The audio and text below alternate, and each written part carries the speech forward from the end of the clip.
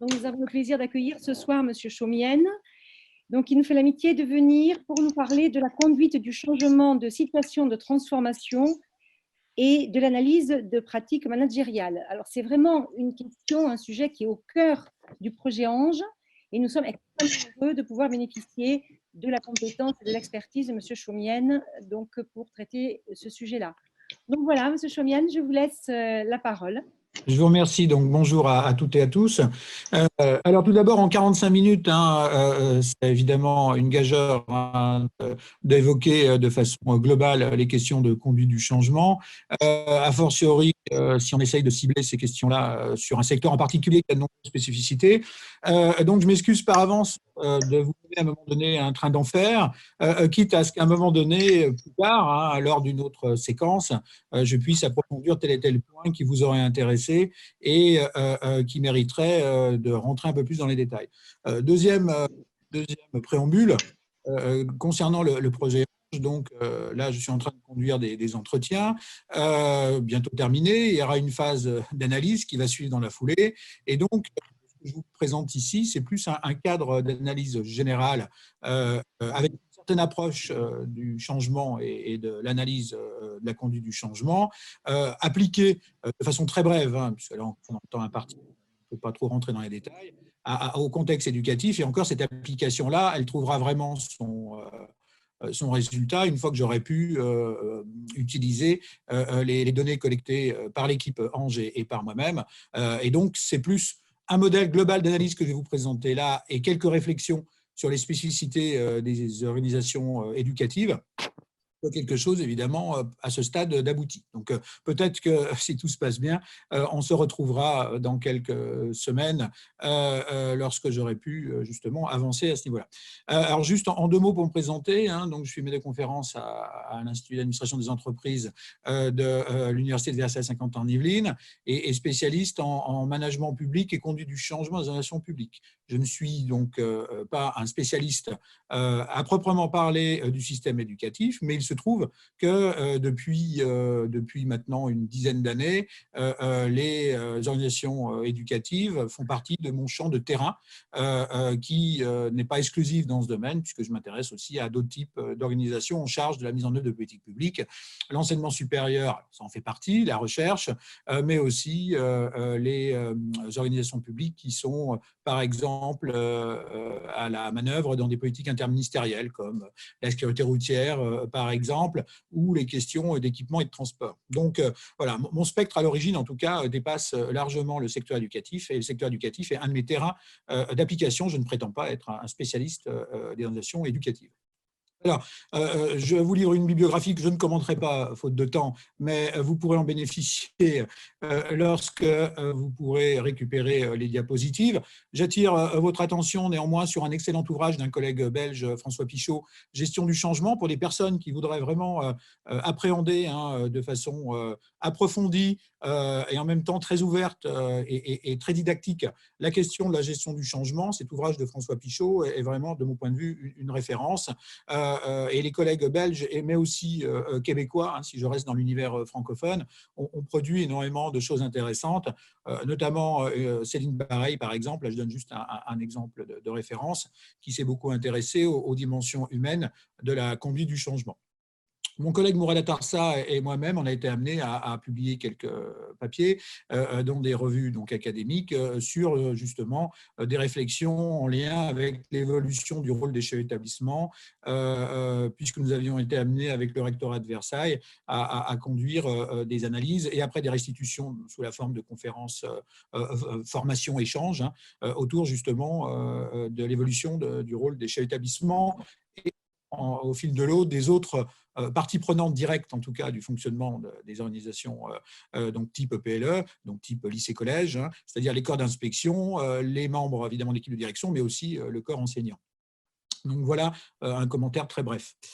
On peut toujours trouver aussi des sources d'inspiration dans le cinéma. Donc, je vous livre 3 exemples, 2 films américains et un film français qui commence à dater, mais qui est toujours intéressant, où à chaque fois, les protagonistes se retrouvent dans une situation de changement, soit en le subissant, ce qui est le cas ici du personnage joué par George Clooney, soit en l'initiant, ce qui est le cas ici par le personnage de directeur joué par Fabrice Lucchini, ou le personnage de manager d'équipe de baseball joué par Brad Pitt. Et dans les 3 situations, j'ai proposé des problématiques, et je fais travailler mes étudiants là-dessus, autour justement des différents modes de méthodes de management, de conduite du changement, que l'on soit face à des changements, on va dire, subis, des changements choisis, des changements qui représentent des ruptures technologiques, des changements de modèle d'affaires ou tout simplement une façon de repenser une organisation. Donc là encore, c'est 3 exemples, mais on peut en trouver beaucoup d'autres dans l'univers des fictions.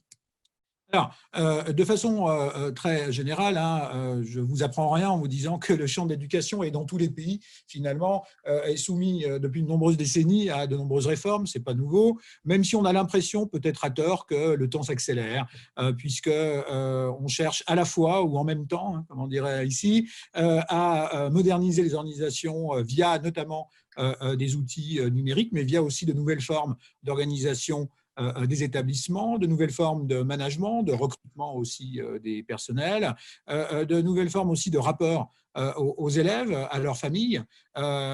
Et donc, on voit bien que la demande sociale évolue, alors de façon certainement très différente en fonction des contextes, notamment nationaux, mais le mouvement de fond est le fait qu'effectivement, faire classe aujourd'hui, diriger un établissement scolaire ou d'ailleurs une université ou un département universitaire ou une école primaire, eh bien, est quelque chose qui est en tout cas en évolution qui peuvent être commanditées par des tutelles ou qui peuvent être plus diffuses, on va le voir. Il y a bien 2 grandes familles de changements qui vont nous intéresser. Les changements descendants, qui sont assez fréquents dans nos environnements et parfois assez perturbateurs, et en même temps, des moments où on parle justement de transformation avec un avant et un après.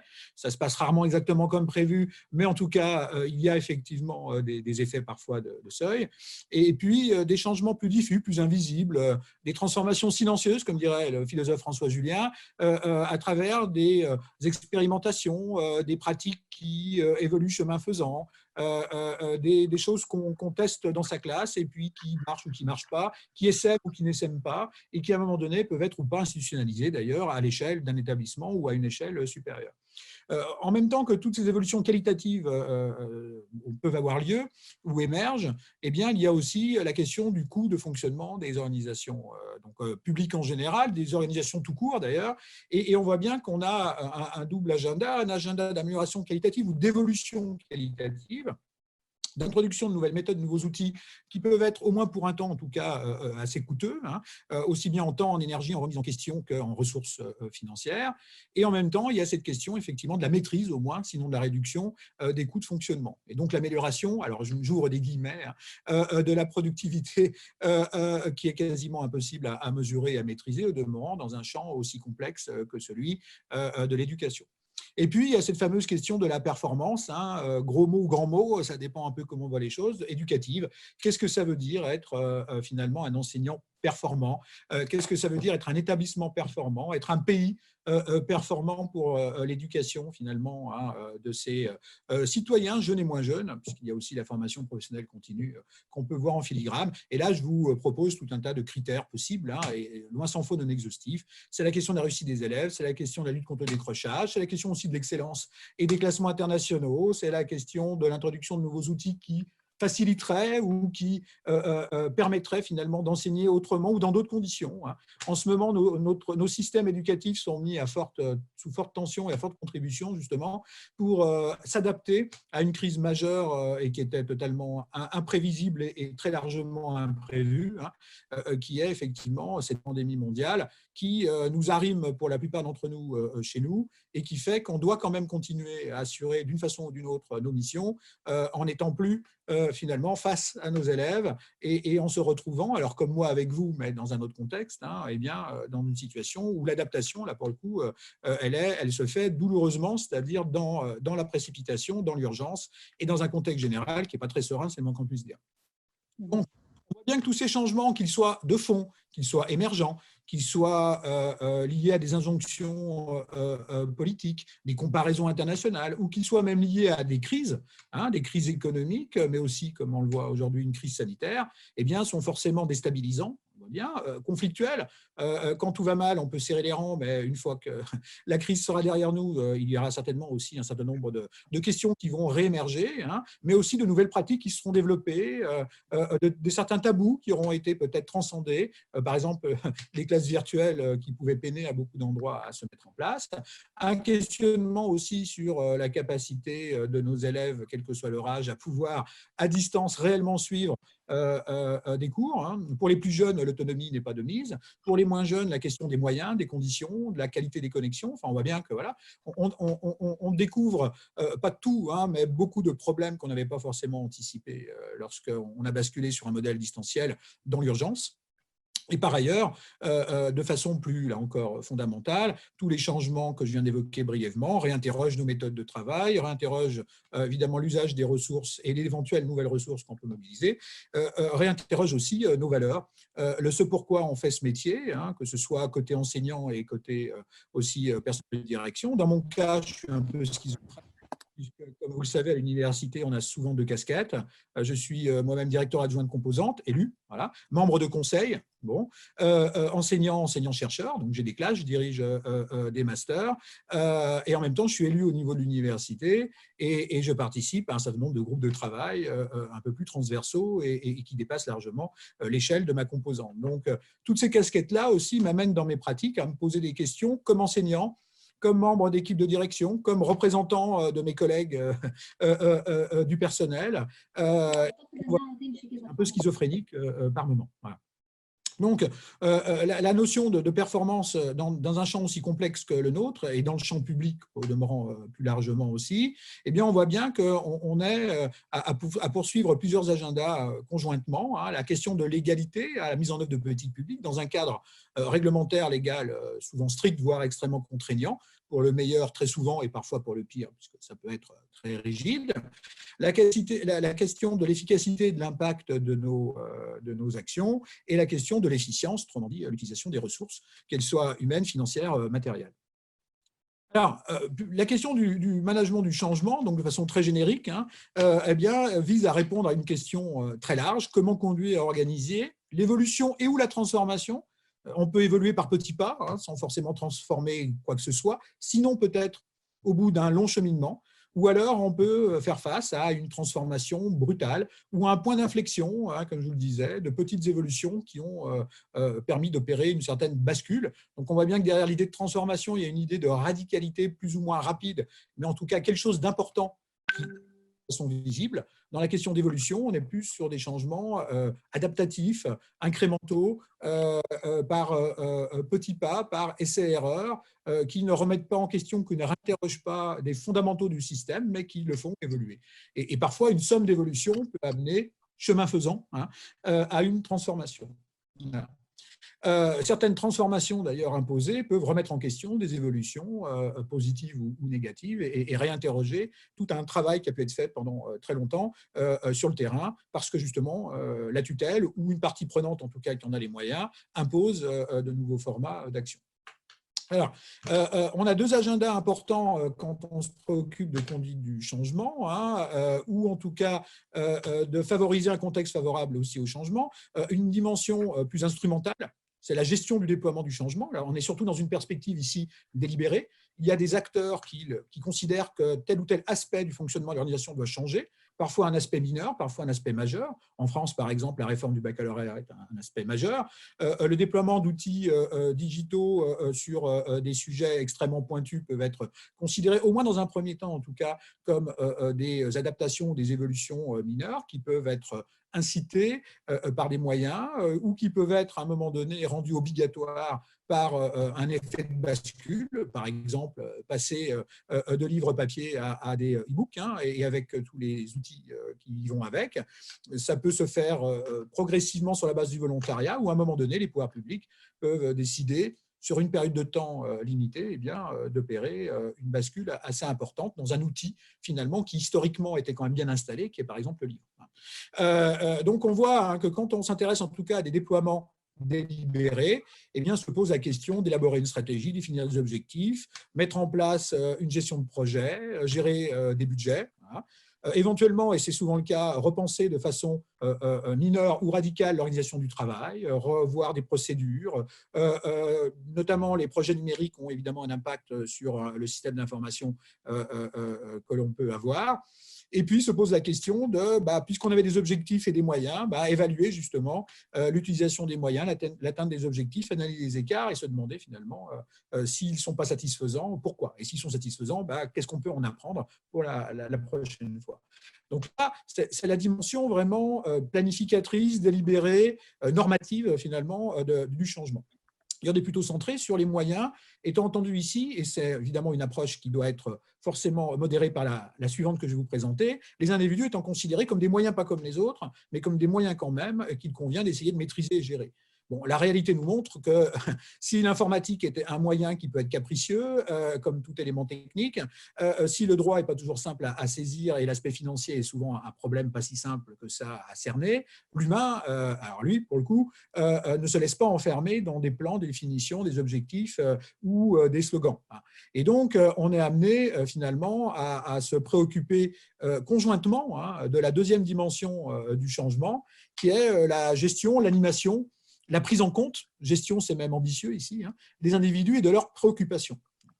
Vous verrez qu'avec des collègues canadiens, notamment Céline Bareil et d'autres, et François Pichot d'ailleurs ne dit pas autre chose, la notion de résistance au changement est à prendre avec extrêmement de précaution, voire même à considérer que ce n'est qu'une position parmi d'autres, et la notion de préoccupation, de perception, de réception du changement est nettement plus ouverte, ne présuppose pas qu'un individu par nature serait réticent au changement, c'est quelque chose d'extrêmement contestable qui n'a jamais été démontré en aucune façon. Si je propose à tout le monde, sans aucune condition, de doubler son salaire ou d'améliorer drastiquement ses conditions de travail, il y a peu de chances pour qu'il y ait beaucoup de résistants, par exemple. Donc, la façon dont on va réagir et interagir par rapport à des changements va être liée justement au sens qu'on leur donne, au décodage qu'on en fait, aux intentions qu'on prête aux personnes qui les initient, soit de façon très directive, soit de façon plus indirecte. Et aussi, ça va être lié à nos valeurs, notamment nos valeurs professionnelles, personnelles, notre éthique. Enfin bref, on voit bien que tout ce qui nous caractérise en tant qu'humains rentre en ligne dans l'équation complexe de nos actions, réactions et perceptions par rapport à des changements, et que c'est ce qui fait la richesse justement du problème. Comment arriver à embarquer, mobiliser, faire accepter, faire comprendre, faire partager des changements que l'on souhaite initier ou que l'on voit finalement émerger et que l'on aimerait bien soit développer, favoriser, voire même généraliser, voire pour certains d'entre eux peut-être stopper ou éradiquer parce qu'il nous semblerait totalement contre-productif ou contraire, par exemple, à l'exercice de nos missions ou à notre capacité finalement à assumer leur généralisation. Donc, on voit bien que quand on rentre dans ce deuxième volet, on est dans la création de sens, la question de l'innovation, partage de valeurs, la question de projet collectif. Donc, ça ne se limite pas à fixer des objectifs et à faire des plans, même si ça peut aider. Voilà. La conduite du changement donc, est une préoccupation majeure. On est amené à réfléchir aussi peut-être à de nouvelles formes d'organisation du travail et pas qu'à finalement des nouvelles structures, à se poser des questions sur qu'est-ce qui motive les gens, qu'est-ce qui peut les animer, les activer, aussi bien en tant que collectif qu'en tant qu'individu. Et on va devoir gérer les situations de conflit et tenter de créer le maximum d'espaces de coopération, par exemple. Donc, on voit bien qu'ici, c'est la vision centrée sur l'humain et l'évaluation des impacts humains dans toutes leurs dimensions complexes qui vont nous intéresser.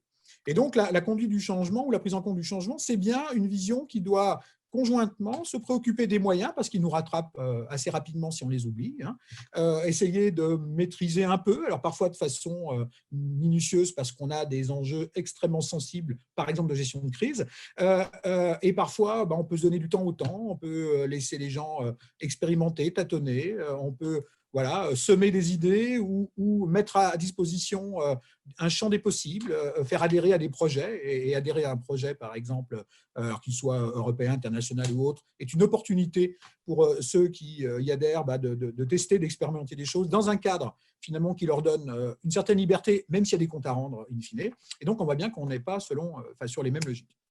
Alors, une organisation, ce n'est pas effectivement qu'un ensemble formelles de dispositifs et d'outils. Ce sont aussi des variables qu'on appelle comportements, de personnes qui sont des acteurs à part entière. Ils agissent, ils réagissent, ils interagissent. Et ces personnes ont des cultures, des valeurs, des identités qui seront à prendre en compte de façon plus ou moins marquée, évidemment, en fonction de la nature du changement qui nous intéresse. Ça nous donne une vision de l'organisation comme une sorte d'iceberg, je ne suis pas le premier à le proposer, loin s'en faut, avec la partie visible sur laquelle on agit directement lorsqu'on met en place une réforme, lorsqu'on change un outil, lorsqu'on déploie, par exemple, un nouvel outil pédagogique ou une nouvelle méthode pédagogique, ou lorsqu'on change l'agencement des salles, on achète un nouveau matériel, on touche à ça. Ça ne veut pas dire qu'automatiquement, on va faire évoluer le reste et qu'on va faire évoluer le reste conformément à ce qu'on attendait. Et c'est là qu'on va devoir justement être extrêmement dans l'interaction, la vigilance, parfois la négociation, souvent l'accompagnement, parce que tout ce que l'on produit sur la partie invisible de l'iceberg, tout ce qui n'est pas formel, est bien quelque chose qui est évidemment en amont, qu'on peut tenter de prévoir, qu'on peut espérer maîtriser partiellement, mais on va vite se rendre compte que tout au long du processus, vont émerger des surprises bonnes et mauvaises qui vont nous amener, si on est un peu pragmatique et vigilant, en tout cas, à réévaluer, réajuster nos plans initiaux pour peu que ces plans aient été extrêmement formalisés. Alors, on s'aperçoit donc qu'il y a un vrai travail, comme disent nos amis sociologues de la régulation, et notamment, je renvoie aux travaux de Jean-Daniel Reynaud, à une régulation conjointe. Quand on anime, on encadre, on manage une équipe, a fortiori quand on le fait pour un projet de changement, quel qu'il soit, il y a ce qu'on voudrait faire, quand on est à l'initiative en tout cas du changement, où il y a ce qu'on aimerait que le changement devienne quand on l'observe dans son périmètre de responsabilité et qu'on voit pousser des choses qui semblent intéressantes. Et donc, on aimerait bien que ce qui pousse ou ce qu'on initie soit conforme, nourrisse, contribue au système de management de notre organisation, de notre équipe.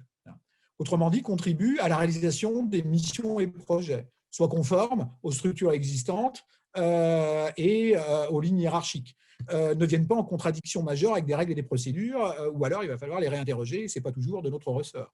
Et là encore, soit aussi le plus aligné possible avec les normes et valeurs formelles que véhicule, que cherche à promouvoir aussi notre institution ou notre établissement. Voilà. Ça, c'est l'organisation telle qu'elle est prescrite, telle qu'elle est voulue par celles et ceux qui la dirigent et qui ont les moyens de mettre en place des dispositifs qui vont viser à tenter de canaliser, orienter le comportement des acteurs pour qu'ils aillent dans ce sens.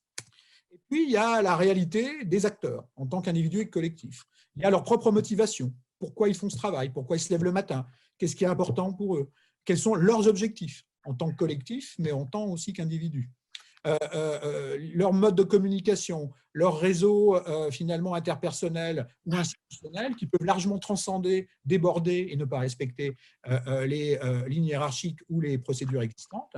Il y a la façon dont ils se comportent de façon plus ou moins conforme aux règles, aux procédures, aux programmes, aux consignes. La façon dont ils utilisent les outils qui peuvent être conformes un peu, beaucoup, passionnément ou pas du tout à ce qu'on a prévu pour eux. Moi, j'ai réalisé ma thèse au sein du ministère de l'Équipement, du Logement et des Transports, où pendant 5 ans, j'ai étudié des processus d'informatisation de services. Et j'étais très jeune à l'époque, donc naïf forcément, et je me suis aperçu avec surprise que ce qu'on avait planifié, prévu, mis en place, trouvait sur le terrain des usages, des pratiques, avec des résultats qui étaient extrêmement hétérogènes, sans qu'au premier abord, on puisse vraiment comprendre pourquoi. Et il fallait creuser, interroger les gens, reconstituer des histoires, croiser aussi les perceptions, les jugements, les avis, aller fouiller dans les archives pour commencer à reconstituer un puzzle qui permettait très partiellement de comprendre pourquoi ça ne s'était pas passé comme prévu. Certains endroits minoritaires, ça s'était bien passé. Dans beaucoup d'endroits, ça s'était passé de façon médiocre, mais au moins il se passait quelque chose. Et puis dans quelques autres, il ne se passait rien. Et il fallait qu'on arrive à comprendre sans immédiatement partir du principe que c'était la faute de quelqu'un.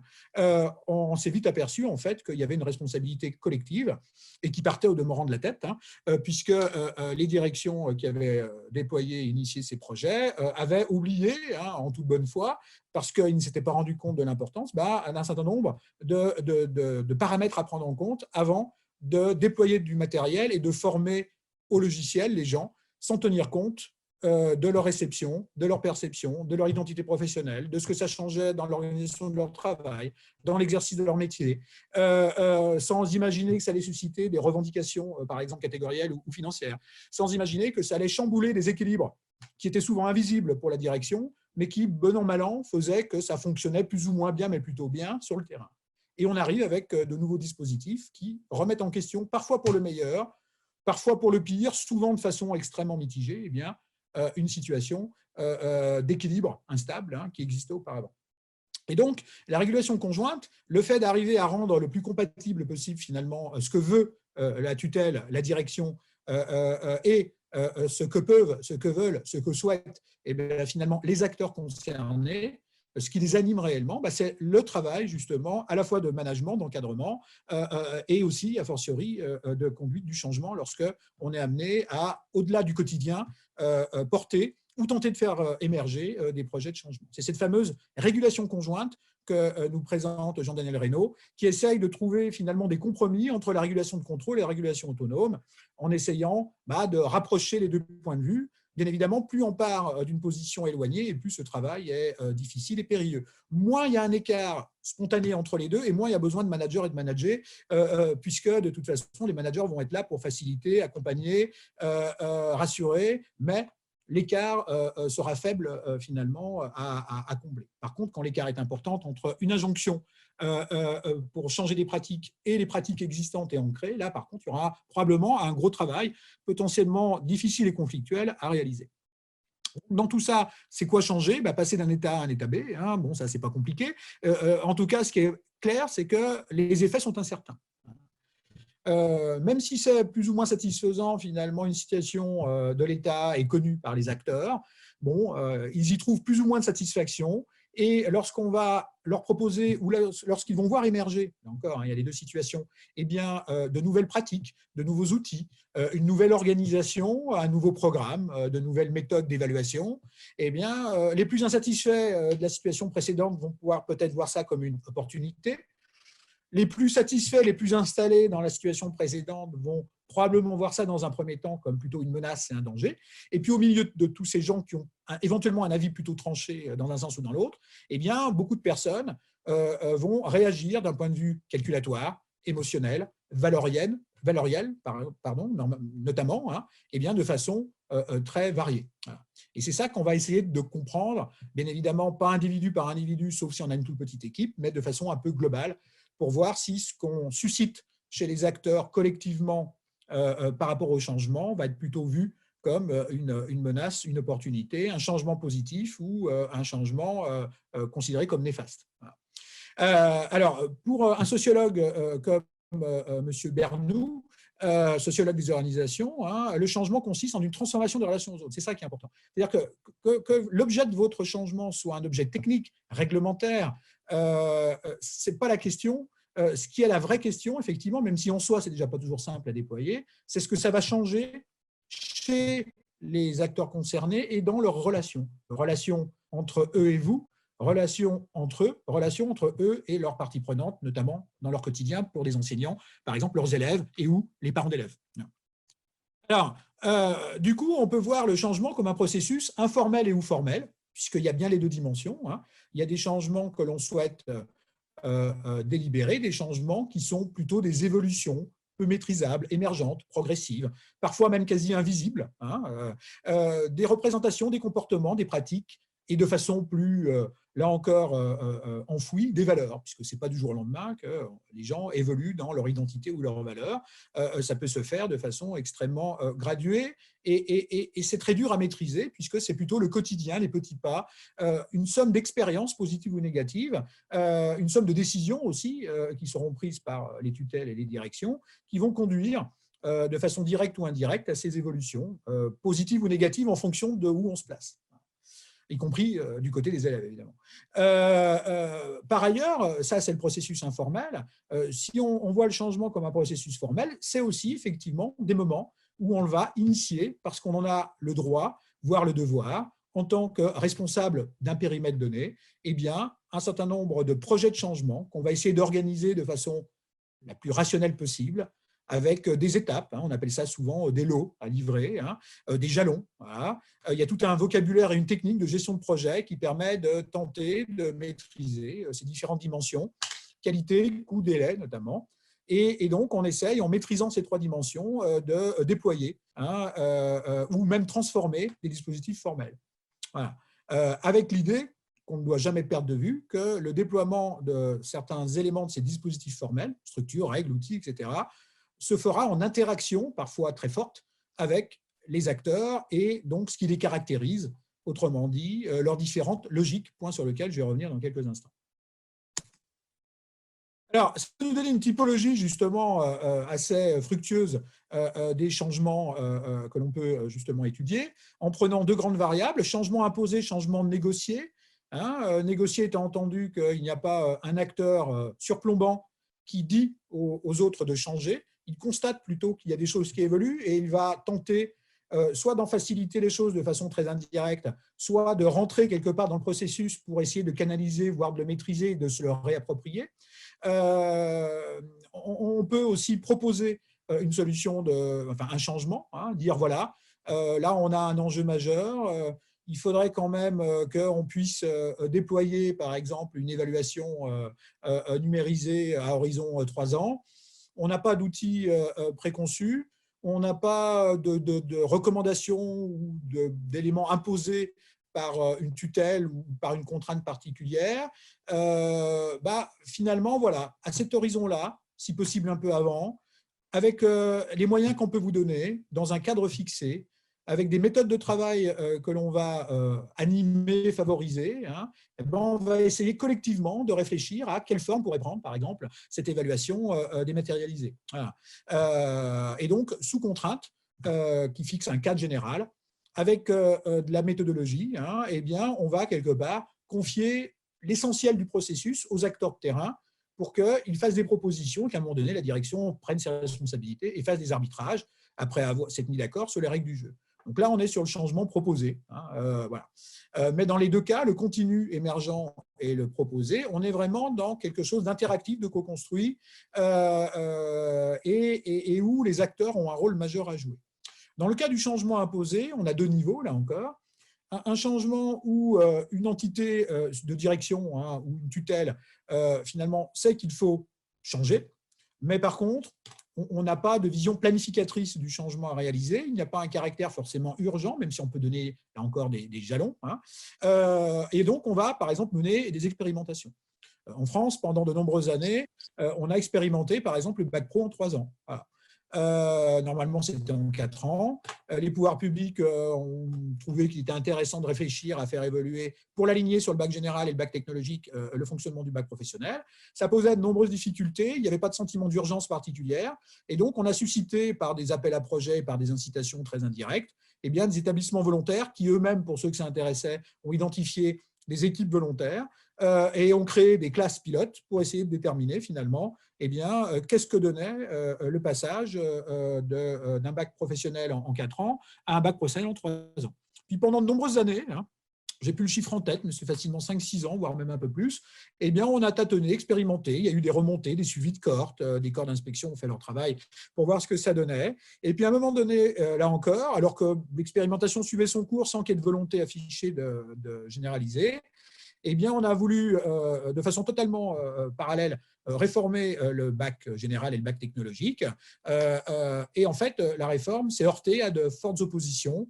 Il y a eu des manifestations, il y a eu des contestations, suffisamment en tout cas importantes pour que le gouvernement suspende à cette époque la réforme et disent d'accord, on se donne un an pour consulter, pour discuter avec les acteurs de terrain, pour consulter les organisations de parents d'élèves, parce que manifestement, il y avait une sorte de coalition d'acteurs assez protéiformes qui s'opposaient à la forme et au fond du changement dans le bac général technologique.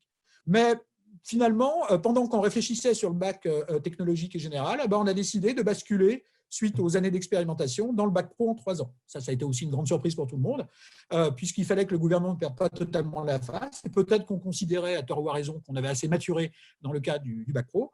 Pendant que l'autre dispositif était en suspens, on déployait un changement dans l'urgence, au demeurant, puisqu'on passait d'un changement organisé à un changement dirigé. Le gouvernement avait décidé, à échéance assez court terme finalement, de temporiser sur le bac général et le bac technologique, mais d'accélérer la mutation finalement au niveau du bac professionnel. Et donc on était sur le terrain à ce moment-là, donc on a pu suivre un peu cet événement très intéressant. Et là on voit bien que les établissements concernés réagissent à une injonction tout à fait légitime de la part de la tutelle, qui a des éléments malgré tout d'expérience et d'expérimentation pour essayer de proposer un changement qui tienne compte au moins d'une partie, en tout cas, des expériences menées. Par contre, on a des fortes contraintes en termes de planning et en termes de mise en place des nouveaux programmes et des nouveaux plannings, là encore, des cours, par exemple. Donc là, les acteurs qui, depuis des années, tâtonnaient, la plupart, depuis des années, travaillaient comme avant, se sont retrouvés face à une injonction qui n'a pas suscité une coalition aussi forte que pour le bac général et le bac technologique, qui les a conduits à devoir, dans l'urgence, mener cette fameuse réforme du bac pro. Et puis, l'année suivante, il y a eu donc des évolutions pas aussi spectaculaires que prévues à l'origine dans le domaine du bac général et du bac technologique, jusqu'à la nouvelle réforme qu'on connaît aujourd'hui, parce que là, je vous parle d'une période qui date d'une bonne dizaine d'années. Alors, partant de là, une fois qu'on a compris un peu ces typologies de changement, on s'aperçoit que ça a des conséquences finalement sur les méthodes. Dans le premier cas, on est sur un processus plutôt planifié. Dans le cadre du changement dirigé, on a une vision cadrée et claire de l'avenir, en tout cas qu'on souhaite cadrer clair. On va essayer de convaincre les acteurs qu'on y voit clair, en tout cas. On a pu consulter en amont, ça n'empêche pas, mais à un moment donné, on décide de passer à quelque chose de nettement plus cadencé. Donc, on définit précisément des éléments de l'organisation à changer. On a une vision qu'on essaye de faire partager. Donc, on communique beaucoup, on informe. On négocie un peu sur des éléments plutôt de détail, mais dans l'archétype, on va dire, typique du changement dirigé, les fondamentaux ne sont pas négociables, le planning n'est pas négociable, il n'y a pas grand-chose de négociable, sinon des détails de mise en œuvre. Les acteurs clés donc, prennent des décisions qu'ils imposent de façon descendante aux différents niveaux hiérarchiques. Et puis, on croise les doigts en espérant que la mise en œuvre ne rencontre pas des difficultés techniques, organisationnelles et ne soit pas trop conflictuelle d'un point de vue humain. Et comme souvent ça l'est, là, on rentre dans la négociation, éventuellement du rapport de force, du conflit éventuel, là aussi. Et puis, à la fin, il y a des gagnants, des perdants, ou on décide de changer de méthode et de passer justement aux autres méthodes un peu plus diffuses, continues, avec des épisodes de négociation qui peuvent amener à peut-être revoir des éléments qu'on avait jurés étant intangibles. On le voit très souvent, en France, on est les champions pour démarrer bille en tête sur des changements packagés et peu négociables. Et puis, si le rapport de force n'est pas spontanément favorable à l'organisation ou la tutelle qui initie le changement, là, on va commencer à discuter. C'est dommage qu'on n'ait pas discuté avant et qu'on attende le rapport de force pour le faire, mais culturellement, c'est quelque chose qui est assez ancré. Alors, quand on s'intéresse à l'autre archétype qui est le changement continu, on s'aperçoit là, et on a deux extrémums, qu'on est par contre sur une approche qui est radicalement différente. On n'a pas de vision extrêmement claire, et plutôt une vision très ouverte et floue de l'avenir. Voilà.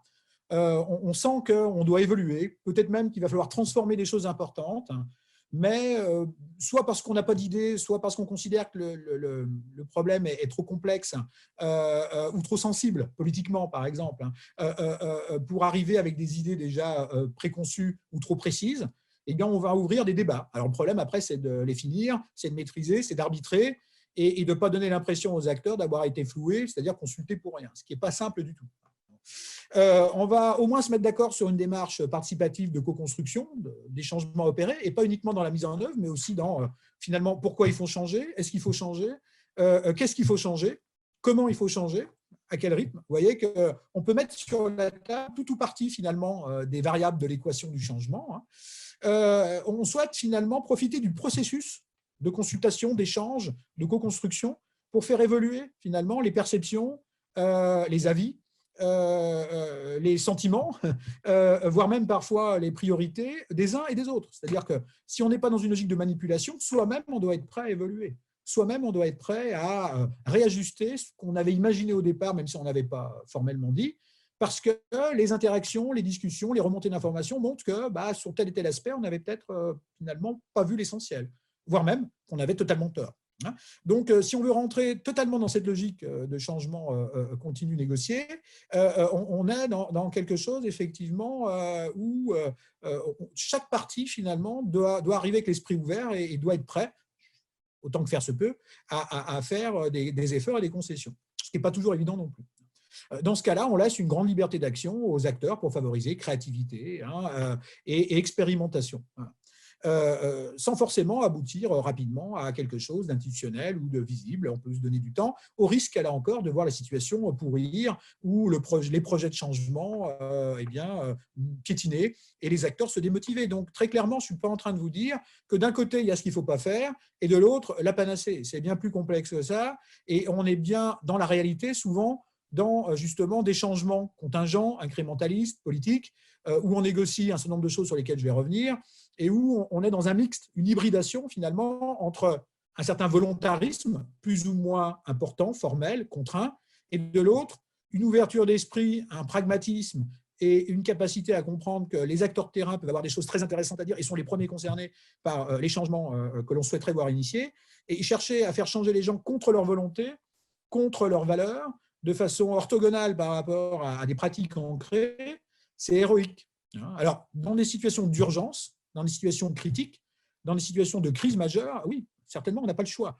Mais il faut quand même communiquer, il faut quand même expliquer, il faut quand même susciter l'adhésion parce que vous allez autrement avoir des comportements, pour le coup, de résistance, voire même de dissidence. Et là, ça va être compliqué. Donc, même dans les cas où on veut être rapide, contraint et laisser peu de place à la discussion, on doit de toute façon tenir compte de la gestion, au moins politique en tout cas, du projet. Alors, la première vision justement planifiée, c'est ce beau schéma qui est très rassurant, puisqu'on a 1, 2, 3, 4, 5, et puis hop, quand on est arrivé au 5, tout va bien.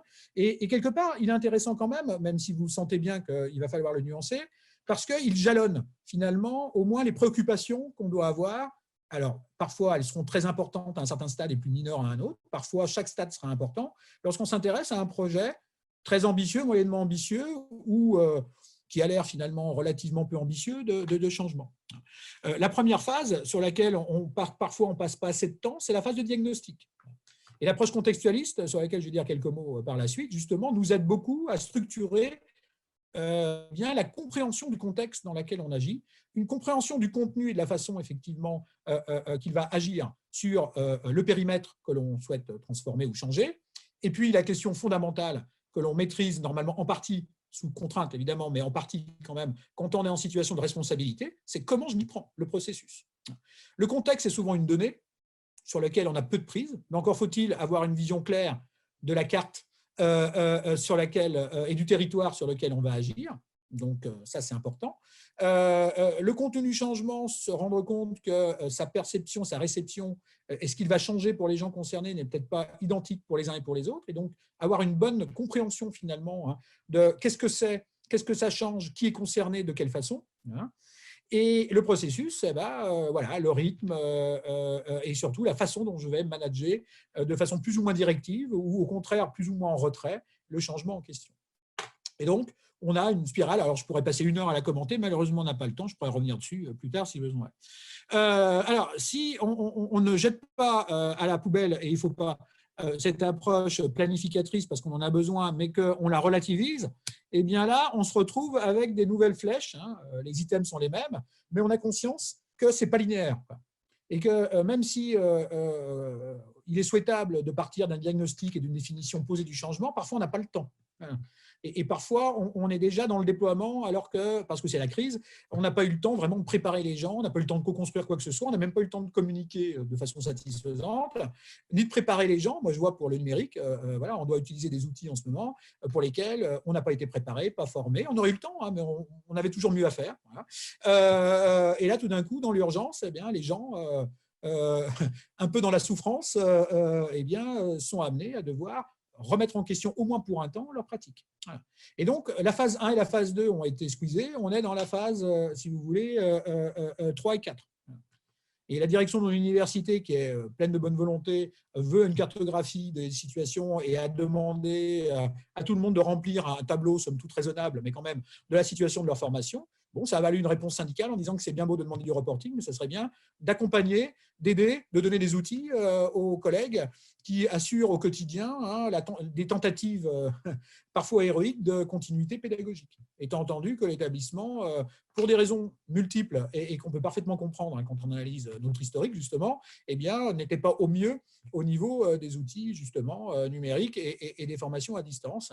Et donc, dans l'urgence, eh bien, on se retrouve dans une situation assez défavorable où chacun bricole de son côté et souvent, des collègues ont acheté des licences avec leurs deniers personnels pour assurer cette continuité pédagogique. Et donc, vous voyez bien que ces flèches qui partent un peu dans tous les sens, c'est de se dire que, un, ces étapes ne sont pas linéaires. Deux, il n'y a pas d'étanchéité entre elles. Et c'est pas une fois que je suis passé à l'étape suivante, il y a un effet cliquet, c'est bon, j'ai coché la case et je suis tranquille. Ben non, on va découvrir des choses qui vont réinterroger des éléments de diagnostic, réinterroger des éléments liés au contenu du changement, réinterroger la façon dont on l'a construit et peut-être réintroduire du participatif là où on n'en avait pas mis assez, ou mettre du directif à un moment parce qu'on piétine et donc il faut arbitrer et avancer. Donc tout ça n'est pas linéaire. Et puis, la dernière phase qu'on néglige très souvent, c'est l'intégration des changements dans les pratiques. Le moment critique d'un projet comme le projet Ange, par exemple, c'est au moment où les établissements vont sortir du mode projet.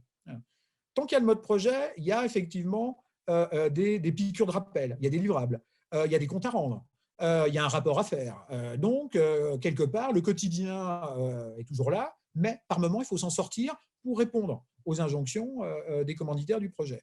Par contre, lorsque le projet se termine, il a été livré, la tutelle ou l'institution qui l'a financé est satisfaite et a clos finalement le projet en lui-même, eh bien, il faut opérer la bascule du projet aux pratiques, au processus, au mode de fonctionnement quotidien, au risque effectivement qu'on soit rattrapé par les habitudes, par le quotidien, par les urgences, et que ce qu'on avait commencé à semer, qui avait commencé à pousser, on oublie de l'arroser, on oublie de s'en occuper, on oublie d'encourager les acteurs aussi qui sont à la manœuvre, parce que, voilà, business as usual, comme on dit en bon français, on est reparti sur les pratiques habituelles. Et ça, c'est vraiment un moment critique, et souvent, faute de temps, faute de moyens, faute d'attention, on le néglige.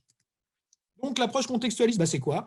C'est cette idée, effectivement, de tenir compte du contexte du changement, contexte interne, externe. Qu'est-ce qui environne, finalement, ce qui va changer, aussi bien dans notre organisation, au sein des équipes, qu'autour d'elles, et quels sont les éléments qui vont être favorables ou moins favorables ou défavorables, finalement, à l'arrivée de ce changement. Il y a la question de son contenu, quels sont les domaines soumis à transformation. Et j'insiste, ça semble évident, ça ne l'est pas tant que ça. Quand j'ai fait ma thèse, on pensait que mettre en place des postes de dessin assisté par ordinateur ne changeait que le travail des dessinateurs. Ben non, ça changeait le travail des techniciens, ça changeait le travail des ingénieurs, ça changeait le travail d'autres acteurs de l'organisation et surtout, ça changeait collectivement leur façon de travailler. Or, on avait totalement occulté cette dimension-là. On avait formé les dessinateurs à un nouveau logiciel sans tenir compte des évolutions de leur métier, des évolutions des compétences métiers qu'induisait l'arrivée de ce logiciel et surtout à quel point le logiciel empiétait sur le travail des techniciens et remettait en question les approches, on va dire, traditionnelles d'encadrement des managers, des directeurs de bureaux d'études, et remettant en question aussi la capacité des ingénieurs à concevoir leurs projets de leur côté avant de transmettre finalement le relais aux autres acteurs. Ben non, le logiciel avait un côté extrêmement structurant et devait remettre à plat, finalement, on devait remettre à plat l'ensemble de l'organisation du travail entre les différents protagonistes, point que dans les années 80, donc ce n'est pas neuf, on n'avait pas forcément en ligne de mire. Quand on regarde la littérature, c'est surtout fin des années 80, début des années 80 pour les pionniers, milieu, fin des années 80 avec le déploiement des logiciels de gestion intégrés et a fortiori dans les années 90 avec l'arrivée d'Internet, que ces questions se sont largement posées à grande échelle lorsqu'on s'intéressait aux impacts du numérique, justement, comme on dit aujourd'hui, sur les organisations. Et puis la question du processus, qui est un point important, puisque c'est peut-être là qu'on a quelques marges de manœuvre. Parfois, le contenu nous a imposé, même souvent. Bon. Le périmètre soumis à transformation, on ne nous demande pas tout le temps notre avis quand on est sur le terrain. Le contexte, c'est une donnée qu'il faut comprendre, mais sur laquelle on n'a pas de prise à court terme, même si on peut contribuer à le faire évoluer, puisqu'un projet de changement amène justement par petits pas, très souvent et de façon très induite, à faire évoluer des éléments de contexte dans la durée. Donc le contexte, il est aussi évidemment mobile, même si il peut être plus difficilement maîtrisable. Par contre, le processus, on a en partie la main. modulo des contraintes, évidemment, hein, contingentes. Et donc, c'est là-dessus que les responsables, managers, coordinateurs, animateurs d'équipe, enseignants référents, pionniers ou initiateurs d'innovation dans leur coin, peuvent avoir effectivement une forme de main sur la façon de faire. Voilà. Je suis enthousiasmé en tant qu'enseignant par une nouvelle pratique pédagogique. Je teste dans ma classe sans demander à personne et sans que ça soit au demeurant contradictoire avec des préconisations institutionnelles. Je m'aperçois que ça marche bien. Personne ne demande rien. Est-ce que j'ai envie ou pas d'essaimer? Comment je m'y prends? Comment je fais pour ne pas être rejeté par mes collègues qui me verraient peut-être être prétentieux, me mettre en avant ou critiquer leur façon de travailler? Comment je peux arriver, alors le terme est malheureux en ce moment, mais à les contaminer au bon sens du terme, sans justement les arrêter? Et est-ce que j'ai envie de le faire parce que personne ne me l'a demandé finalement? Est-ce que j'essaie d'embarquer la direction ou pas? Est-ce que c'est un danger? Enfin, vous voyez, toutes les questions qu'on peut se poser, y compris lorsqu'on n'a pas de posture, de position managériale. Vous m'arrêtez, hein, Marie-Jeanne ou Viviane, quand je déborde? Allez-y, continuez. Très bien, merci. Alors, ça nous donne un schéma, évidemment, qui fait plusieurs chapitres dans le bouquin de Pichot, mais qui synthétise un peu ce que j'ai essayé de vous dire. C'est l'idée, effectivement, qu'on a le contenu, c'est le design du projet, hein, dont je vous dis, qui est plus ou moins défini clairement, parfois même de façon extrêmement précise, ou il est parfois extrêmement flou. Voilà. Il y a des étapes clés qui peuvent être très cadencées ou qui peuvent être des jalons très généraux. Hein, voilà, j'aimerais bien qu'au bout de 6 à 8 mois, on évolue dans cette direction. Ou alors, dans 3 semaines, je veux mon premier livrable. Pas du tout pareil, évidemment. Quels sont les résultats attendus? Ils peuvent être très précis, avec des indicateurs. Toujours aussi intéressant d'avoir des indicateurs, mais à double tranchant, parce qu'ils deviennent parfois tellement structurants que les gens maximisent les indicateurs, optimisent les indicateurs et font plus vraiment leur travail au-delà des indicateurs. À l'université, je peux vous assurer que c'est potentiellement une plaie extrêmement dangereuse, avec notamment les classements internationaux ou les classements PISA dans les écoles au demeurant, hein, qui ont plein d'effets intéressants, notamment se comparer, s'interroger, se poser des questions, mais qui peuvent avoir des effets extrêmement normatifs. Le but du jeu est d'améliorer son positionnement par rapport à tel établissement ou de tel pays par rapport à tel autre dans le classement PISA. Et donc, on va tout faire, et que faire, pour justement avoir des meilleurs chiffres. Bon, malheureusement, ce n'est pas vraiment quelque chose de suffisant, même si parfois ça peut être très utile pour donner des jalons, des repères, et pour voir si on va dans la bonne direction, au regard en tout cas d'un enjeu clairement ciblé. Mais on peut aller dans la bonne direction par rapport à un enjeu clairement ciblé et dériver sur des enjeux qui, eux, ne sont pas monitorés et qui nous amènent, par exemple, à trahir nos missions de service public ou à remettre en question radicalement telle ou telle valeur majeure ou telle mission majeure qui, elle, n'est pas mesurée et donc fait l'objet de moins d'attention formelle. Donc voilà, le contenu et les résultats attendus, c'est quelque chose vraiment qui est intéressant et c'est intéressant de les déconstruire aussi. Le contexte, c'est la compréhension justement et l'analyse du contexte, hein, contrainte opportunité de l'environnement, interne ou externe. Donc, c'est ce qu'on appelle l'approche contingente. Hein, voilà mon environnement, voilà ses caractéristiques technologiques, politiques, économiques, sociétaux, plus ou moins généraux en fonction de mon niveau d'analyse. Eh ben, quel impact ça a sur le sujet qui m'intéresse et le projet qui m'intéresse? Et en quoi ça va venir aider, ralentir ou contraindre fortement et négativement, finalement, le déploiement de ce projet? Typiquement, la pandémie mondiale est pour le coup une opportunité fantastique pour que tout le monde se saisisse d'une façon ou d'une autre, élèves, parents, enseignants, équipes de direction, par exemple, du numérique, dans des conditions absolument pas favorables, mais clairement, toute grande crise peut être un accélérateur, au moins pour un temps en tout cas, d'évolution, de pratique. Pas forcément toujours dans les bonnes directions, donc, soyons clairs.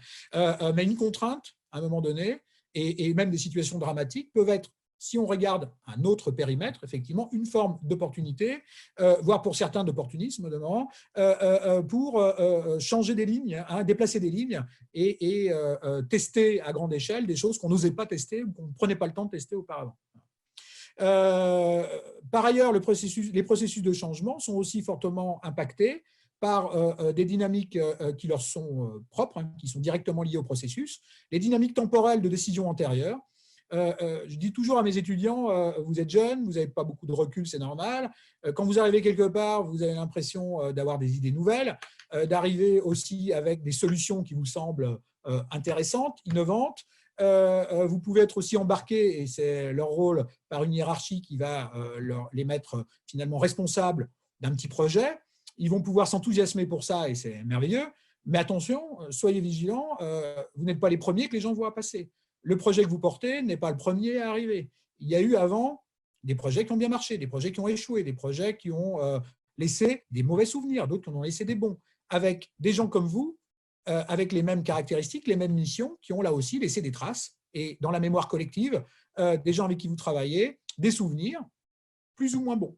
Et n'oubliez jamais, chat échaudé craint l'eau froide. Hein. C'est-à-dire que quand bien même vous arrivez avec des choses qui vous semblent intrinsèquement souhaitables, et quand bien même votre analyse vous montre que vous avez plutôt raison, eh bien, ça ne préjuge pas que spontanément, les gens vont voir positivement votre projet parce que vous êtes persuadé de pouvoir démontrer rationnellement qu'il est favorable pour tout le monde. Il faut tenir compte justement d'un certain nombre de phénomènes de mémoire, de méfiance, d'expériences plus ou moins positives qu'il va falloir à un moment donné comprendre et sur lesquelles il va falloir travailler pour essayer de montrer que là, c'est peut-être pas la même chose, hein, pour peu que ce soit vraiment le cas. Il y a la question de la légitimité et la signification commune du projet. C'est le fameux sense-making de Weick. Hein. C'est les acteurs perçoivent, reçoivent un certain nombre d'informations, décortiquent, analysent des éléments d'environnement, des injonctions, des messages, l'arrivée d'un nouvel outil, d'une façon que vous ne pouvez pas totalement prévoir et que vous allez devoir essayer de comprendre.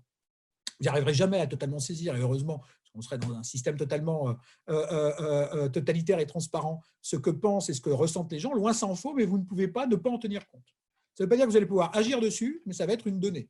Et par contre, vous allez tenter, pour peu que vous y croyez et que vous en ayez effectivement les moyens, de voir comment vous pouvez légitimer et donner du sens votre projet. Je travaille avec une chaîne d'établissement, par exemple, que j'encadre dans le cadre de son mémoire, qui travaillait sur la réduction des écarts de performance des élèves en fonction de leur milieu social.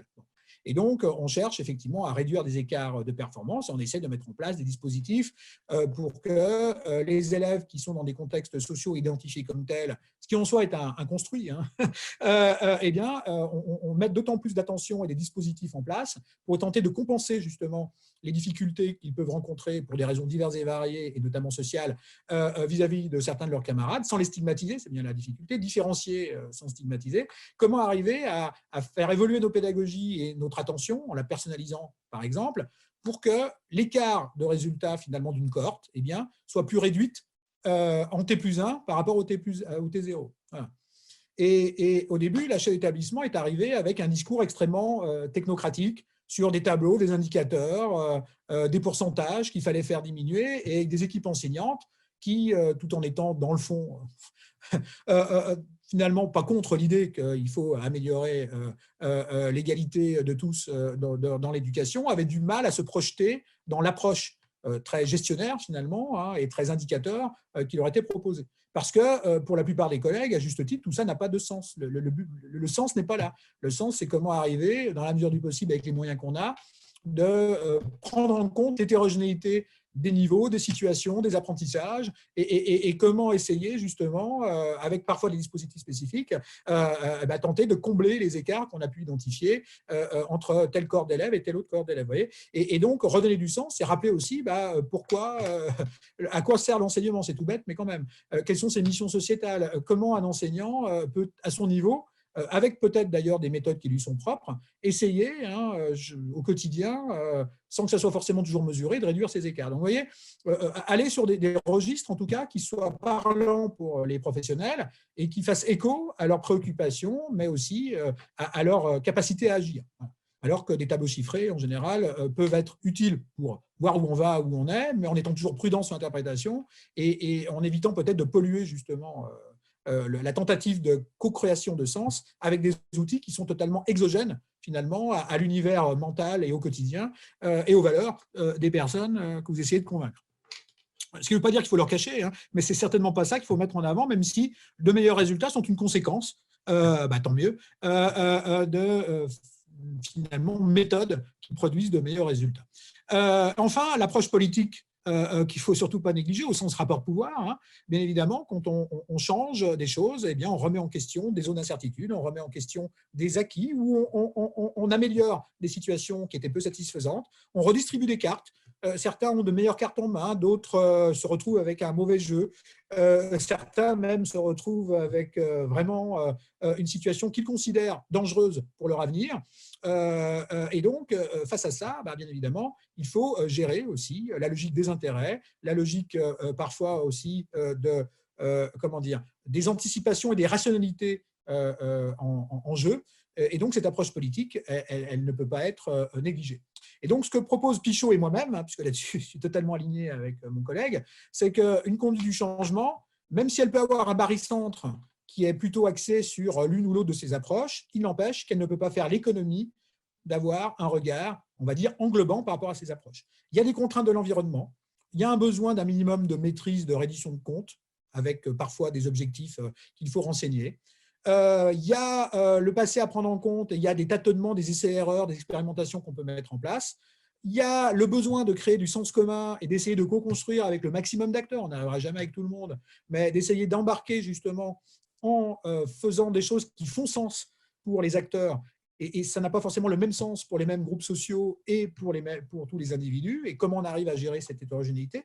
On n'y arrive jamais totalement et on ne maîtrise pas ce processus, mais on peut en tout cas tenter, là encore, d'améliorer le sens commun et la co-construction. Et puis, il ne faut pas être naïf, il y a effectivement des enjeux financiers, statutaires, de conditions de travail, de stratégies d'acteurs qui rentrent en ligne de compte, avec des personnes qui auront plus ou moins intérêt à être acteurs actifs positifs, acteurs actifs négatifs ou acteurs plutôt attentifs dans votre situation.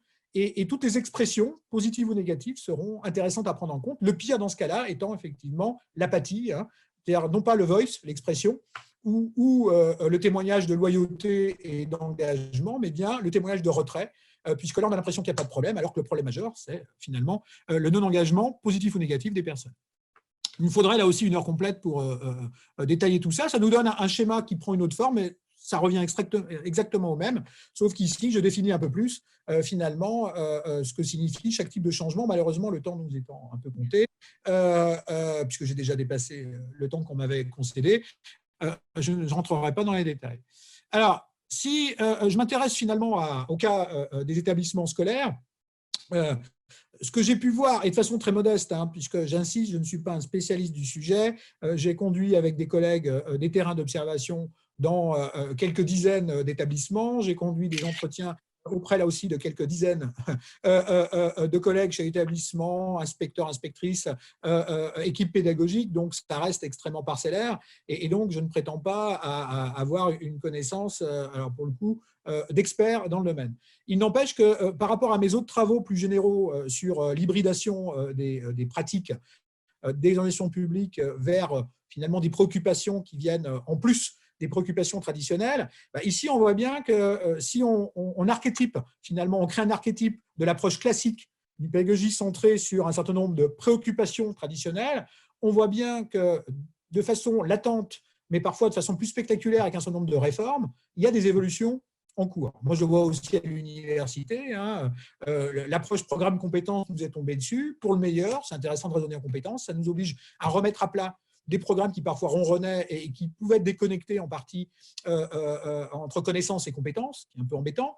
Mais ça vient réinterroger aussi le statut des connaissances par rapport à l'approche compétence. Ça vient réinterroger aussi ce qu'on produit comme diplômé et ça amène à réfléchir aussi sur finalement les habilités, comme diraient nos collègues québécois, que l'on dispense et que l'on contribue à développer, puisqu'on ne le fait pas tout seul, chez aussi nos étudiants. Donc, c'est vraiment quelque chose de très intéressant intellectuellement, mais en même temps, ça remet en question les systèmes d'information existants par rapport au contrôle des connaissances, ça remet en question énormément, finalement, de pratiques pour le meilleur et pour le pire. Et on voit bien, donc, pendant un certain temps, on va devoir faire cohabiter, ne serait-ce que dans nos têtes, mais aussi en pratique, les approches traditionnelles, plutôt tests de connaissances, évaluation sommative, avec les approches, on va dire, nouvelles, en tout cas pour nous, qui sont sur un autre registre. Et donc, cette cohabitation, elle va peut-être donner lieu à une bascule à un moment donné, ou elle va donner lieu à une forme d'hybridation, où l'un et l'autre des modèles vont, à un moment donné, coaguler, et comme finalement une bouture qui prend sur une plante, ça va faire une nouvelle plante qui n'est plus vraiment l'une ou l'autre, mais qui a un côté un peu original. Et donc là, on voit bien que cohabitent dans nos organisations des approches disciplinaires interdisciplinaires, une approche effectivement basée sur le contenu des enseignements, avec des approches où on s'intéresse au processus d'acquisition, avec évidemment des méthodes pédagogiques, des nouveaux outils, de nouvelles approches que l'on privilégie versus quelque part la focalisation sur la transmission de connaissances. Voilà. Ce qui ne veut pas dire que les deux sont contradictoires, loin s'en faut, hein, mais on doit les associer et on ne doit pas les opposer. Hein. L'approfondissement des connaissances qui doit être aussi complété par l'exploration de nouvelles compétences, peut parfois au détriment en termes de temps et d'attention à justement l'acquisition de connaissances qui semblent fondamentales pour les spécialistes. On ne conduit pas une classe comme on conduit finalement n'importe quel collectif, et a fortiori comme on conduirait une voiture. Hein. On n'obtient pas de la conformité de comportement facilement, encore moins aujourd'hui qu'hier. On doit de plus en plus animer la classe, susciter l'intérêt. On est en concurrence directe avec les dispositifs numériques.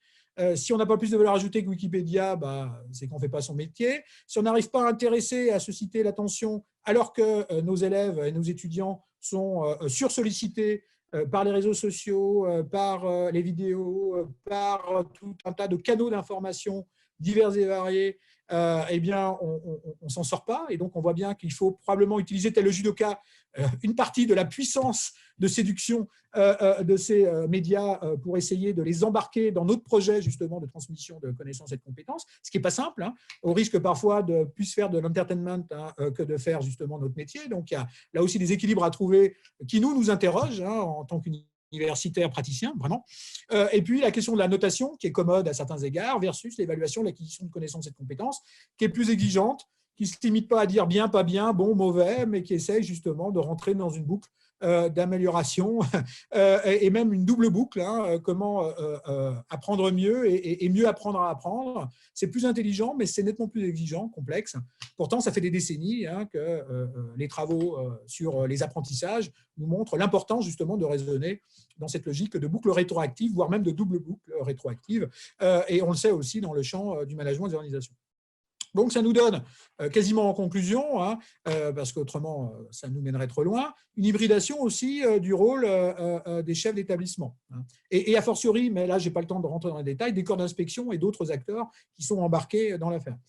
Si je prends les rôles traditionnels que je peux retrouver aussi chez les cadres publics, on va dire d'autres organisations, eh bien, traditionnellement, dans le modèle bureaucratique, on va dire weberien classique, et qui est matiné dans nos organisations éducatives parce que Henri Mintzberg appelle la bureaucratie professionnelle, autrement dit une organisation où la ligne finalement d'opérationnel en contact avec le terrain, en l'occurrence ici les élèves, eh bien, sont les gens souvent les plus qualifiés dans l'organisation, ont été recrutés sur la base de concours ou en tout cas de certifications exigeantes, bénéficient en contrepartie, parce que le métier n'est pas heureusement totalement prévisible et programmable, eh bien, d'une forte latitude dans l'exercice de leur métier et un contrôle qui est avant tout indirect, ponctuel et qui est beaucoup d'autocontrôle et quelque part de contrôle par les pairs via des échanges, via de l'entraide, par exemple. Donc, on voit qu'on est dans des organisations qui, à certains égards, sont bureaucratiques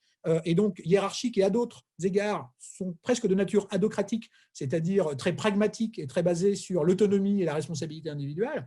C'est un mélange qui est très intéressant dans la bureaucratie professionnelle, et d'ailleurs, c'est pour ça que j'aime beaucoup mon métier, parce que justement, on est confronté aux deux univers. Et donc, dans cet univers-là, qui n'est pas nouveau, eh bien, on avait malgré tout, là encore, un archétype d'attendu par rapport au rôle des cadres. Voilà. Transmission des commandes et mise en œuvre des commandes publiques, exécution des moyens, supervision hiérarchique, même si elle est atténuée depuis toujours dans nos organisations par la caractéristique professionnelle justement de notre bureaucratie. La légitimité principale est quand même la rationnelle légale, c'est-à-dire respect des règles, des procédures, importance des statuts, importance des diplômes, bien évidemment. La vigilance, elle est principalement, historiquement, par rapport à la légalité et à la conformité des actions au regard des lois, des règles, des circulaires, des notes de service et des programmes. Et les inspections diverses et variées se faisaient essentiellement, sinon exclusivement, sur ces considérations. Et donc, le principal critère formel de performance était le respect des règles et procédures. Ce qui ne veut pas dire qu'on ne se préoccupe pas d'autre chose, mais ça veut dire que finalement, on était avant tout évalué à tous les niveaux sur cette préoccupation. On voit bien que la logique managériale, pour le meilleur et pour le pire, là encore, on peut en discuter, surtout qu'elle peut être très mal déployée et de façon finalement extrêmement maladroite ou déviante par rapport à la logique de fond, c'est bien de dire que transmettre pour exécution, parfois ça suffit, quand les choses sont simples, univoques, et qu'il faut agir rapidement, mais très souvent, on est face à des changements, à des commandes politiques qui sont protéiformes, équivoques, qui ne suscitent pas les mêmes interprétations, les mêmes représentations, les mêmes réactions. Et le politique n'est pas toujours aussi clair qu'il le laisse entendre dans ce qu'il veut vraiment obtenir, même si parfois on peut avoir l'impression que les choses sont extrêmement formatées. Et donc, on voit bien que les managers, notamment a fortiori quand ils sont en position de direction, ont un rôle de traduction. Le vocabulaire technico-politique ne va pas parler naturellement à tout le monde et certainement pas aux élèves, aux parents ou aux équipes enseignantes, même si elles ont l'habitude de subir ce type de vocabulaire. Il y a vraiment un rôle, effectivement, où il va falloir donner du sens, traduire, expliquer, et donc être non pas un simple relais, mais aussi un acteur actif du déploiement du changement. Alors, c'est jamais simple. On est plus à l'aise quand on adhère soi-même d'ailleurs au changement qu'on doit porter. Ça devient un exercice d'équilibriste extrêmement délicat lorsqu'on est d'un côté soumis au principe légitime de loyauté et de l'autre que l'on déploie des changements qui nous semblent mal faits, pas satisfaisants, voire même qu'on considère à titre personnel néfastes.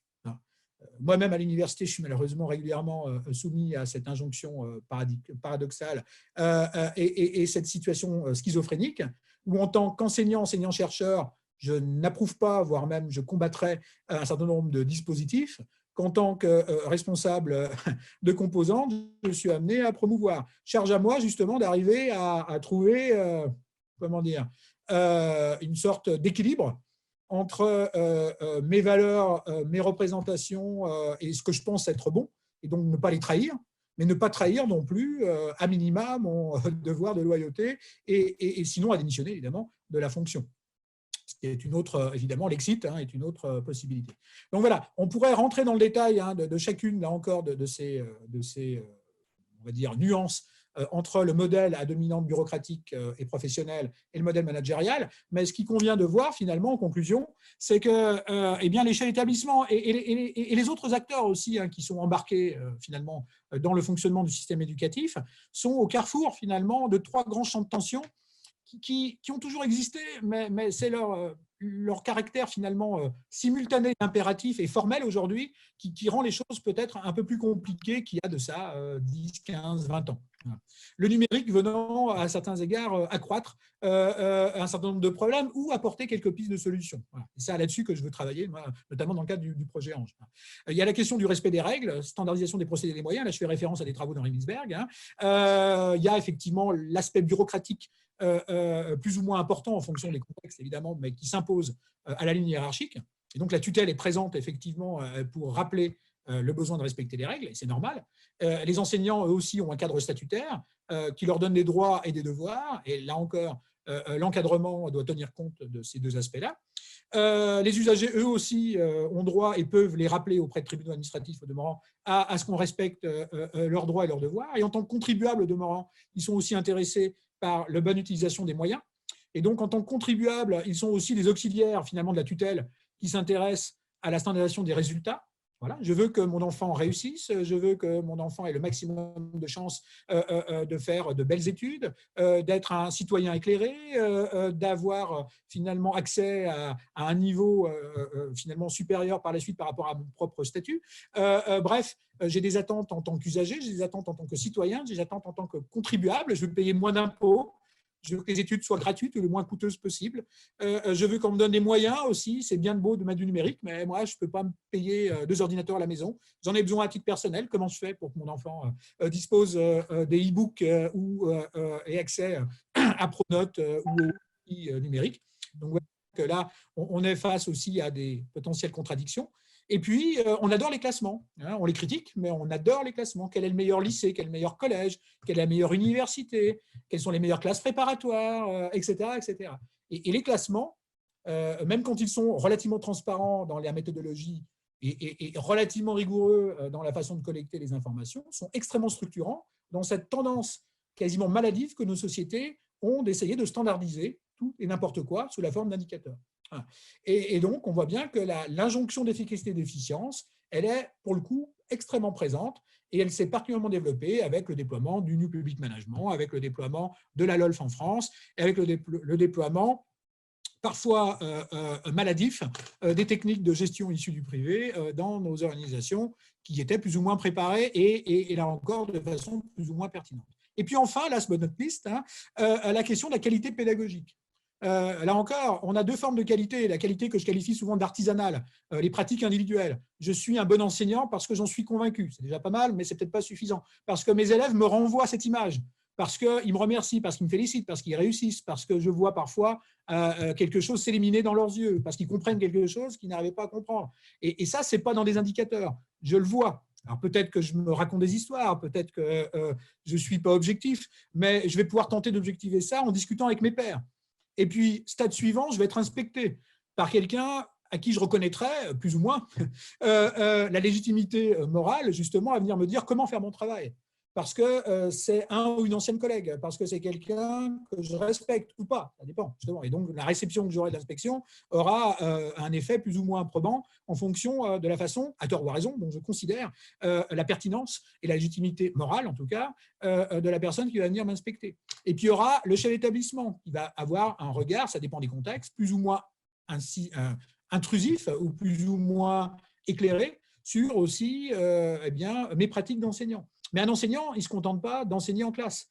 Il ou elle aussi est quelqu'un qui fait partie normalement d'équipe, qui participe à la vie d'établissement, qui contribue à sa façon au climat scolaire, qui contribue à faire vivre de nombreux, voire même souvent trop nombreux dispositifs, à assurer la liaison avec les parents, à assurer aussi un climat plus ou moins pacifié, plus ou moins stimulant avec les élèves. Donc vous voyez que l'enseignant ou l'enseignante face à la classe, c'est un élément clé sur lequel on focalisait auparavant dans les évaluations, mais c'est un élément majeur, mais ce n'est pas le seul élément. Et toute l'approche systémique, finalement, de l'établissement comme système complexe d'acteurs et d'éléments d'interaction, eh bien, reconnaît bien évidemment à la classe un rôle prépondérant, mais pas que.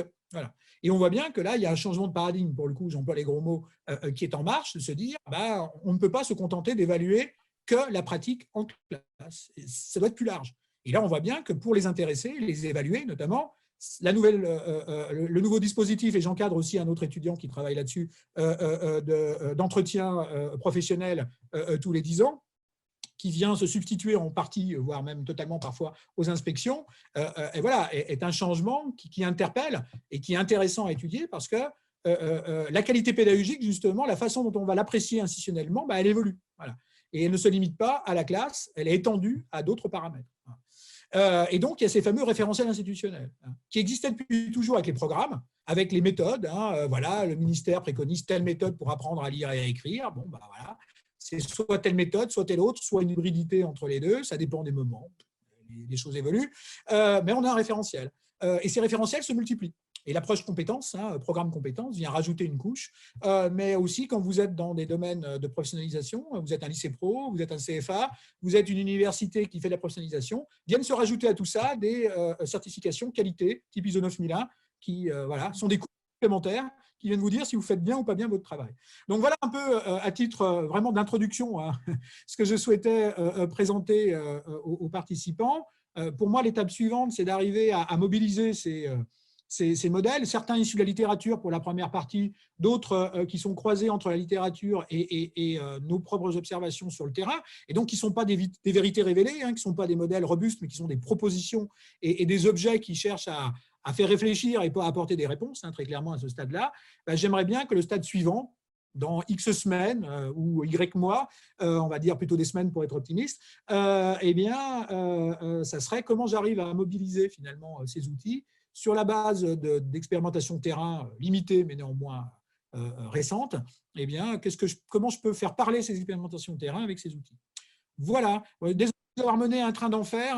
Habituellement, moi, il faut plutôt 6 heures pour arriver à là. Merci donc, beaucoup, voilà. M. Chaumienne. Merci vraiment beaucoup pour cette conférence très intéressante et très riche. et qui nous apporte des outils précieux. Alors, je dirais à la fin pour le projet Ange, mais aussi pour tous ceux qui vous écoutaient, pour leurs institutions, parce que je sais qu'il y a beaucoup de changements qui se mettent en place dans les universités, également de nos collègues. Et donc, ce sont des outils effectivement extrêmement précieux pour analyser ce qui se passe et pour faire bouger les choses aussi. Alors, est-ce qu'il y a une question assez courte, peut-être d'une ou de l'un d'entre vous? Ou est-ce que M. Chaumienne a répondu à toutes vos attentes et à toutes vos questions? Pas de questions? Merci beaucoup, Viviane. Merci à vous tous, vraiment. Alors, Monsieur Chaumienne, effectivement, ça nous donne très envie de continuer parce que voilà, c'est un point de départ et on voit bien que voilà qu'il y a des points à explorer, des liens avec le terrain à faire.